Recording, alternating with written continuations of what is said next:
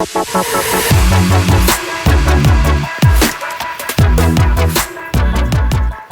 welcome to the lighting and shading part of this course. So I waited a bit for doing this part of the course, and you might think like, why didn't I cover anything from this on the absolute basics part in the first couple of lessons?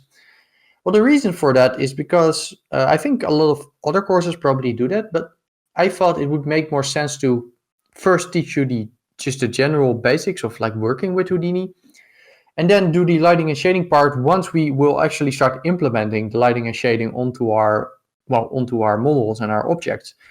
Because else I will teach you how to do it, and then by the time you get to this part of the course, you have already forgotten how it works. And right now, I'm just going to teach you the basics, and we're immediately going to implement it onto our models. So I thought it would make more sense to do it that way. So yeah, that's why I waited so long to start with the basics for that. So we're gonna go over like how do we create lights, how do we create shaders, how do we create cameras, how do we render out things. So basically, yeah, stuff like that. So the course itself will be using Redshift for the most part, because I am just most familiar with using Redshift, and I have a lot more GPU render power than I have CPU render power. So if you're not familiar with those concepts, a lot of render engines use your CPU, so your CPU. But last couple of years there has been a surge in render engines that use your GPU, and basically the difference is that a CPU has a couple of cores that can do a lot, and a GPU has a ton of cores, like thousands of cores that can do very small operations. But if you know how to if those cores are programmed in a way to sort of work together really well, then you can technically create much faster render engines. So GPU rendering is generally a lot faster than CPU rendering, and it's very up and coming. And I have a couple of GPUs in my machine, and I generally just use Redshift because it's just a lot faster. And I'm also just more familiar with using Redshift. So, and I really wanted to get a high-end end result to this course, which was just easier and to get with Redshift, because right now already it was about 10 to 12 minutes per frame to render this, and on Mantra it would have taken probably over 2 hours. So that's a part of the reason. And I'm just going to be able to explain better for Redshift. But again, you can also follow along with all of the things that I do with other render engines. I will first start explaining the basics of lighting and shading in Houdini with Mantra. And then once I explain the basics with Mantra, I will move stuff over to Redshift, and then we'll start doing stuff with Redshift. So don't worry about if you don't have Redshift. You can install a demo for Redshift on redshift3d.com. I'll be using Redshift 3.0 for the course, and that will have some features that are not in the demo, because the demo is still on Redshift 2.6. But don't worry, I'll go over some of the stuff that might not be in the 2.6 release and how you could do that differently. And if you decide to use another render engine, once you know the basics of how it works in Houdini, you could basically implement it anyway, like with another render engine as well. All of the basics are the same. They use FOPs for shading. So don't worry about it. But let's first just dive into just how just basic shading works. So by the way, if you want to install Redshift for Houdini, you download the demo. And then what you need to do is you need to go into your Houdini.environment folder, which will be on documents. Then you go to your Houdini folder, and then you see Houdini.environment. If you open it, you need to add a couple of lines in here. So you need to add, so I have a couple of more lines that you will probably have, but let me show you which ones you need to add. You need to add this, and you need to add this. So you need to add these two lines. And this part needs to point to your current Houdini build. So sometimes if you have a newer Houdini build installed, it might not be there, and sometimes it might work and sometimes not. But generally just then point it to the latest, so you can see all the builds here. Generally just put it to the latest build. If it doesn't work, just downgrade Houdini to match that build. So anyway, so that's how you install Redshift Houdini. But let's now just first go into Houdini, and let's just start explaining how we can make lights, how we can do a render, and just the very basic stuff. And once I got the very basic stuff out of the way, I will be moving the rest to Redshift. So I won't be going super into detail on how stuff works with Mantra. If you want to know more about shading with Mantra, I suggest just looking up some Mantra shading courses, because this course is not going to do much Mantra shading, but I will be showing the basics. Right, so let's create some objects. Let's create a grid. Control click on the grid, and let's create a sphere. Control click on the sphere. Let's move the sphere up like this. Maybe let's create a box.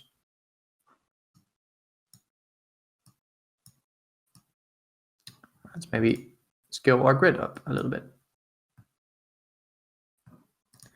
And now we need to create a camera.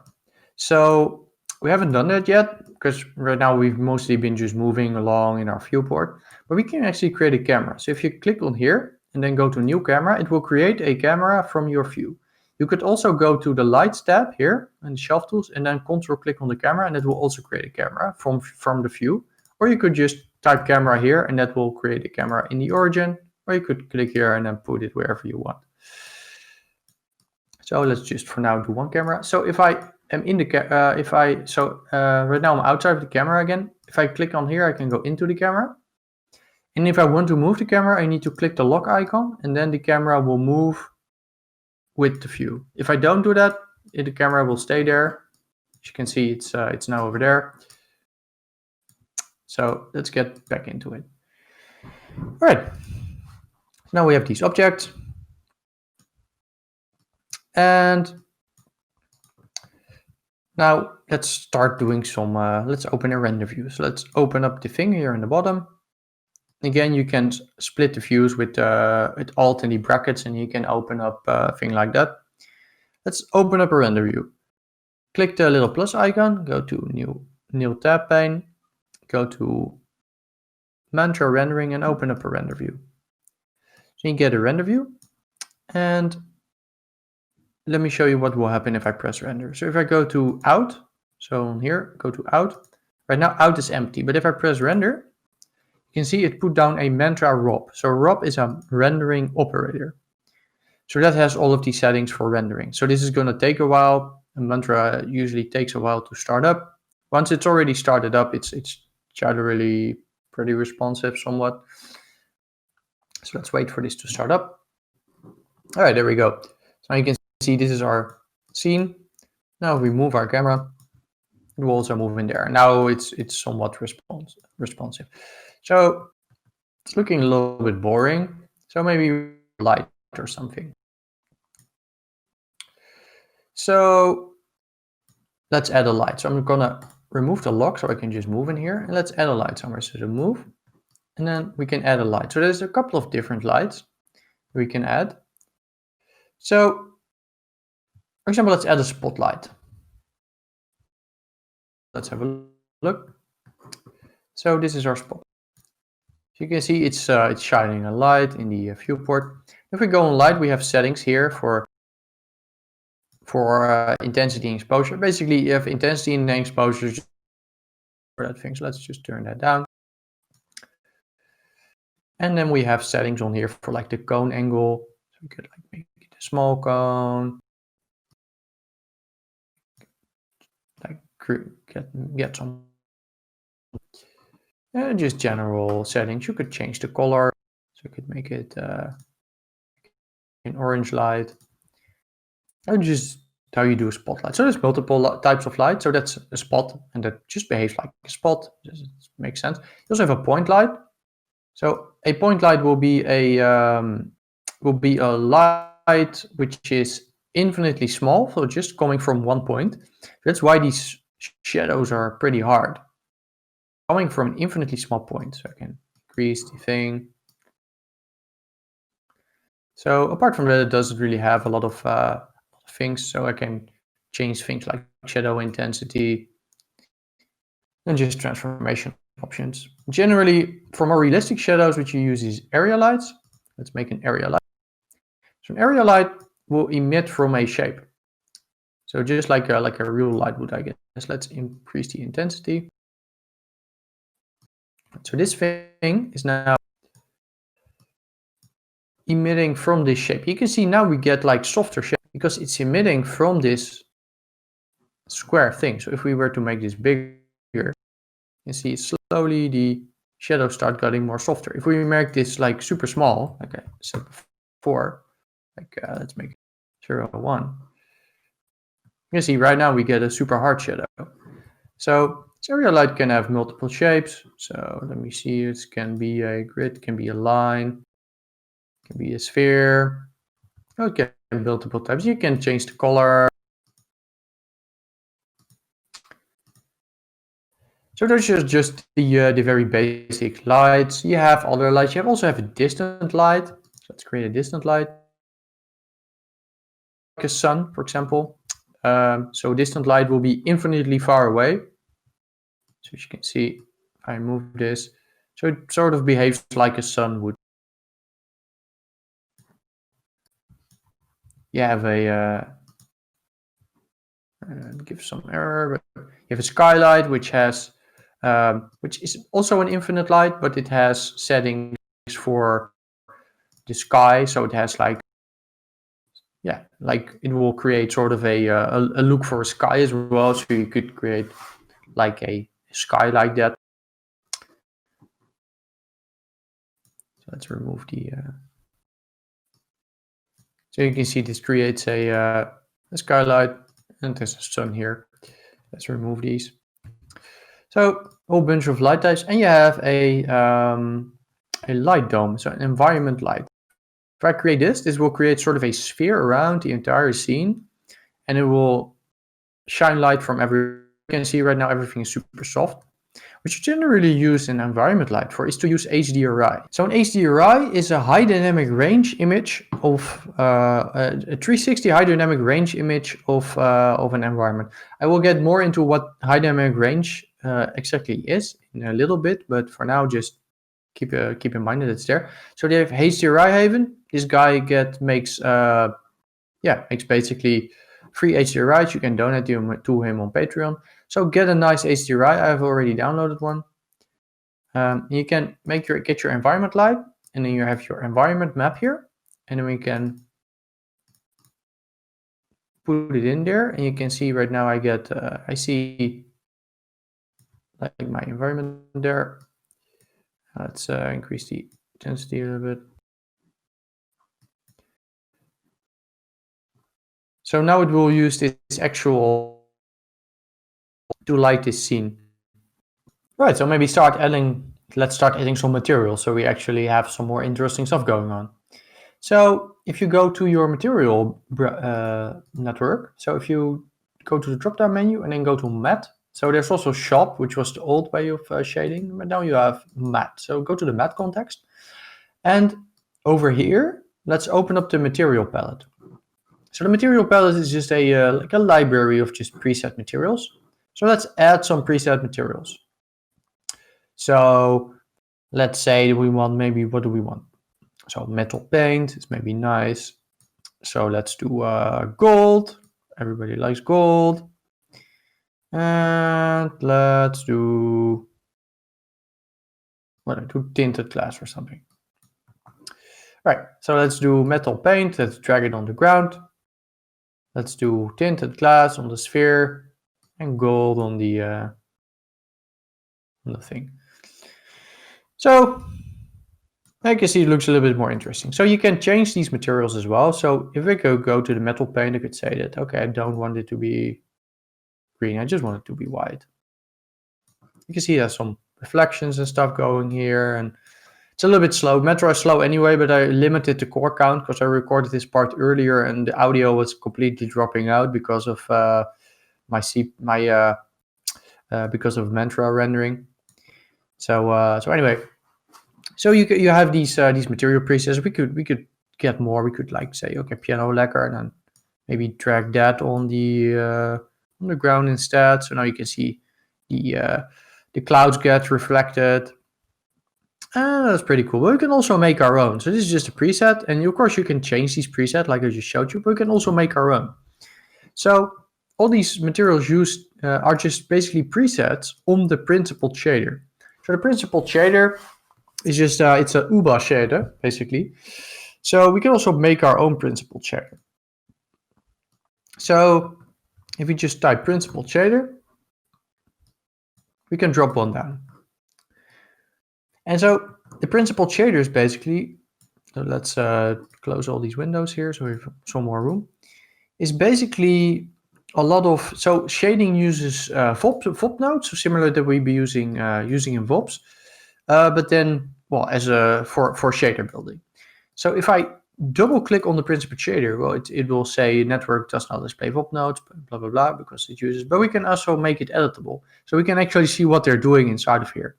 So let's right click and allow editing of contents. Just gonna think for a little bit. So if you now dive in, you see a huge network of stuff. So this is what's actually driving the shader. So the principled shader core, and then it has a lot of parameters put into it and stuff. And just the principled shader here is just to make it easy to do stuff yourself. So if you want to follow along with the course and you don't have Redshift, you're probably going to use the principled shader for all of stuff. So let's drag our principled shader onto the sphere. So now it will become beautifully gray. So let's go a little bit about the basics here. And again, I'm not going to go super deep into mantra shading, but I will discuss the basics and then we're going to move into Redshift. So maybe also close this. All right, so there's a couple of things here. So basically all the parameters here are just from inside the shader, but then they're exposed to the top level. So we have some stuff that we can change. Like we have the base color, which is just the diffuse color. So diffuse color is basically just, just the base color of something. Like if you have a, whatever, if you have a rubber bottle or something, it's a green rubber bottle, then that would be, like the diffuse of that bottle would be green.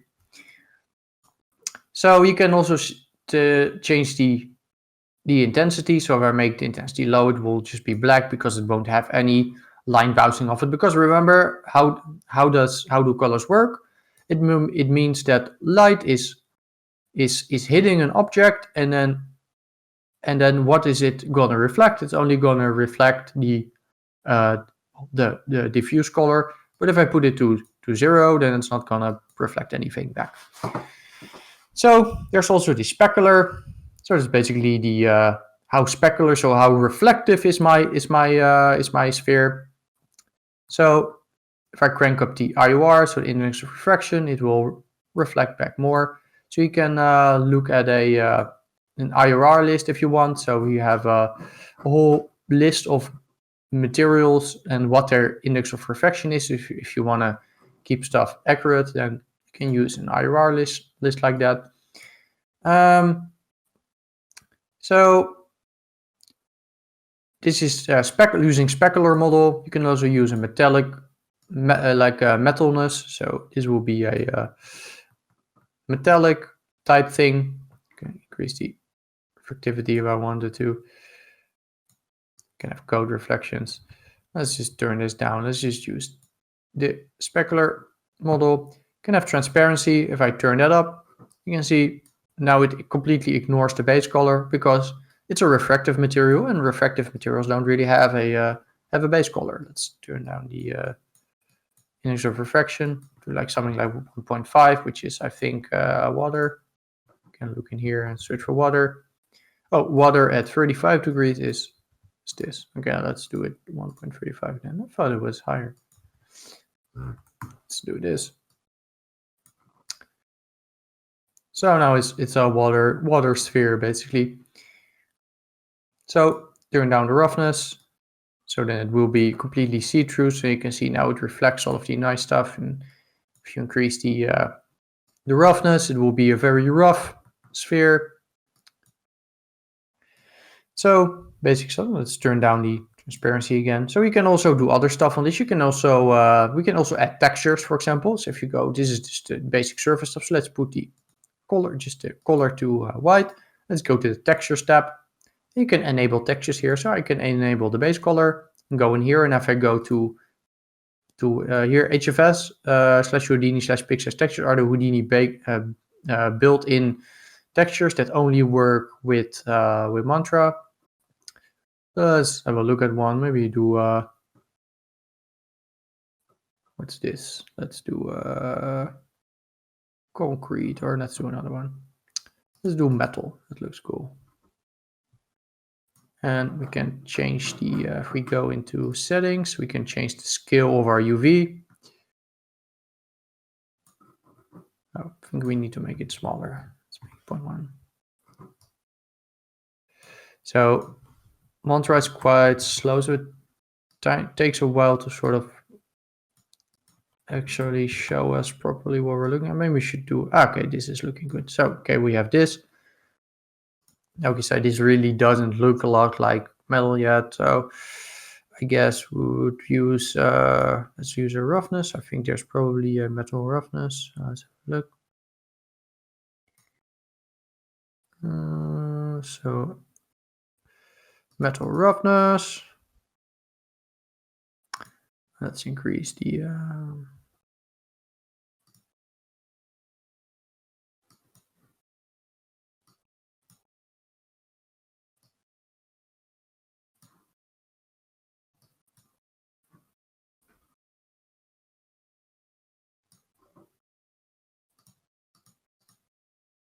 so again, I normally never use mantras. I'm also not super familiar with a lot of the stuff here, but you can put the textures in here. I can use let's use another texture maybe. Let's use bricks or something. Use the brick roughness. Where are they? Roughness.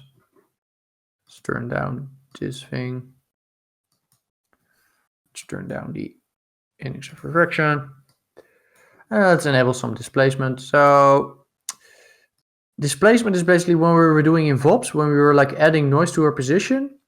Well, it's doing the same, but then in the shader. So let's add displacement. Now you can see now it suddenly adds detail to the object. Let's change the scale a little bit.